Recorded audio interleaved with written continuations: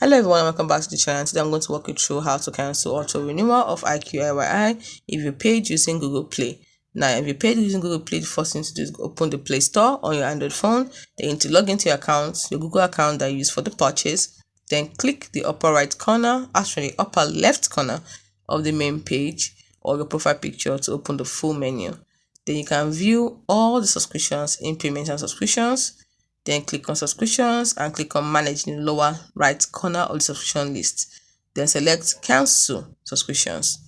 The service expiring date will appear on the screen. Select cancel subscriptions to cancel the subscriptions.